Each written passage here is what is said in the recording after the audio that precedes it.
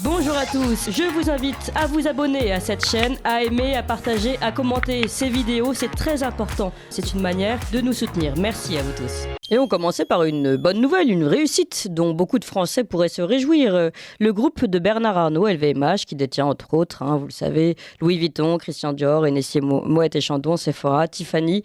LVMH donc a réalisé en 2022 la meilleure année de son histoire. Ses ventes ont atteint 79,2 milliards d'euros en 2022. Après une seconde année consécutive de croissance exceptionnelle, on était à plus 17% de croissance par rapport à 2021. Louis Vuitton, la marque phare, elle a franchi la barre des 20 milliards de chiffre d'affaires avec une croissance de 20% par rapport à 2021. Elle vaut désormais 400 milliards d'euros en bourse. Alors, évidemment, Bernard Arnault, le PDG principal actionnaire de LVMH, s'en félicite et explique facilement d'ailleurs cette bonne nouvelle. Il explique que cette performance illustre l'exceptionnel pouvoir d'attraction de nos maisons et leur capacité, je le cite donc des maisons LVMH, à créer le désir au cours d'une année pourtant tendue au plan économique et géopolitique. Donc voilà une grande entreprise, des grandes entreprises qui ne connaissent pas la crise, ni le Covid, ni l'inflation, ni la guerre en Ukraine, ni rien de tout ça n'ont ralenti la marche en avant de LVMH. Alors on pourrait s'en réjouir parce que c'est tout de même un fleuron du luxe français. Et pourtant, Éric Vérac du Courrier des Stratèges ne voit pas forcément ce succès d'un très bon œil. Il a publié avec Édouard Husson un article dans le Courrier des Stratèges. LVMH au top, bâtiment en berne, ça ne ruisselle plus, ça sèche. Voilà un article qui date du 26 janvier. Et on en parle directement avec le principal concerné, Éric Vérac. Bonjour Éric. Bonjour Clément, c'est un plaisir de vous retrouver. Tout à fait. Alors merci d'être avec nous ce matin. Vous êtes, je le rappelle, donc fondateur du Courrier des Stratèges, essayiste, journaliste, conférencier, président de l'association Restez Libre et auteur notamment de ce livre Sécession, manuel d'autodéfense contre la caste aux éditions Culture et Racines. Alors expliquez-moi ce qui nous vaut cette mauvaise humeur, ce ton gronchon face à la réussite de LVMH. Je me félicite que Bernard Arnault s'enrichisse et je me félicite qu'une entreprise française soit aujourd'hui une exception dans la capitalisation mondiale, puisqu'on considère, comme vous l'avez dit, que le groupe LVMH vaut maintenant 400 milliards d'euros en bourse, ce qui est colossal. C'est à peu près l'équivalent de la masse salariale en France chaque année. Vous savez que on verse 560 milliards d'euros chaque année aux salariés. Et c'est presque, c'est à peine plus, si j'ose dire, que la valeur boursière de LVMH. Donc moi, je suis un grand partisan de l'entreprise, donc oui. En soi, ces résultats me réjouissent plutôt. Simplement, je trouve qu'ils posent une vraie question. C'est que l'année 2022 a été difficile économiquement pour beaucoup. On a beaucoup parlé d'inflation, à juste titre. Des efforts que ça demandait. Le gouvernement français, plein d'autres gouvernements d'ailleurs, ont dû faire des chèques pour aider les gens à acheter leur essence, pour aider les gens à acheter leur électricité.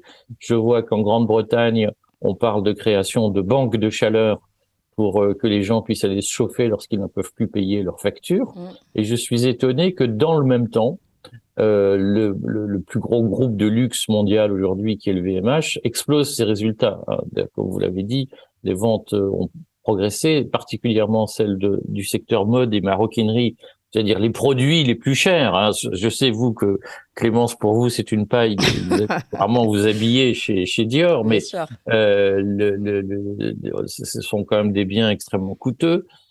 Et on s'aperçoit qu'en Europe, notamment, les ventes ont connu des progressions à 2 chiffres, alors même que la Chine était paralysée. Chine, qui est un gros client traditionnel du LVMH, qui était paralysé par le zéro Covid, les ventes de luxe ont augmenté en Europe. Et on se dit, mais comment c'est possible qu'il y ait d'un côté des gens qui n'arrivent plus à se chauffer en Grande-Bretagne, qui en France, on sait que les banques alimentaires connaissent malheureusement une explosion de leur activité dans le même temps. On voit bien qu'il y a des situations de tension grandissantes.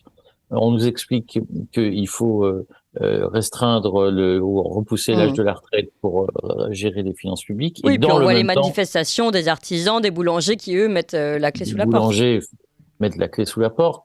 On voit que dans le même temps, les ventes de produits de luxe, de grand luxe, c'est pas le petit luxe, c'est le grand luxe, augmente de façon considérable. Et donc, ça pose une vraie question aujourd'hui sur les tensions ou les clivages qui sont en train d'apparaître au sein de nos sociétés. Vous savez que je fais partie de ceux qui disent que le système capitaliste dans lequel nous vivons n'est pas un vrai système capitaliste, c'est un système de connivence qui ressemble beaucoup à un système communiste en façon Chine, si vous voulez, c'est-à-dire où l'État est mis au service de quelques-uns et où l'intérêt général est capté par quelques-uns.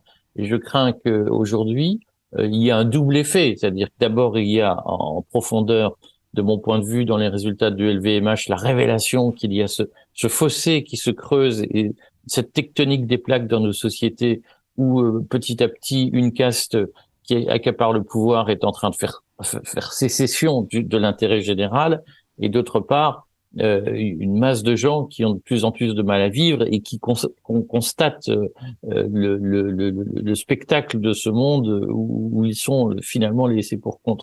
Et surtout, je crains qu'il y ait un deuxième état, c'est-à-dire qu'une deuxième étape, un deuxième effet, c'est que ce spectacle auquel nous assistons ne va faire que nourrir la grogne. C'est-à-dire que Oxfam a relevé, c'est pas Oxfam d'ailleurs, c'est Verniman qui est un grande entreprise de presse qui est spécialisée dans la comptabilité, constaté début 2023 que en 2022 la bourse de Paris, le CAC 40 avait versé 80 milliards de dividendes, ce qui est un chiffre record aux actionnaires, dont une partie à l'État d'ailleurs. On voit que LVMH atteint aussi des sommets. Et donc, évidemment, pour les gens qui ont du mal à à remplir le réservoir de leur voiture, ça ne peut être vécu que comme une provocation. Et au moment où la France est en grève contre la réforme des retraites, ça ne peut être vécu que comme une provocation. Et politiquement, j'ai un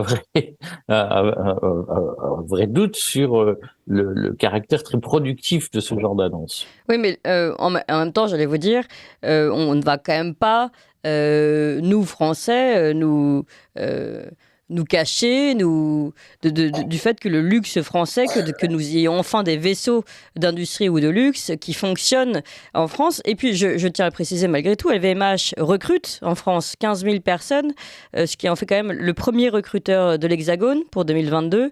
Il paie des impôts en France, 5 milliards d'impôts sur les sociétés dans le monde, dont la moitié en France, alors que 90% de ces productions sont vendues à l'étranger. Donc finalement, ils rapportent à la France également ce flot. Ah non, mais je ne fais pas partie de ceux qui se fâchent d'avoir des entreprises qui réussissent.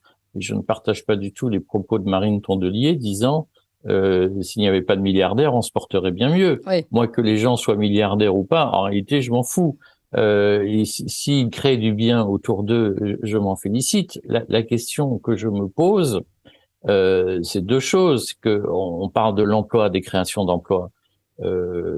Ok, mais l'éducation nationale aussi, elle crée plein d'emplois.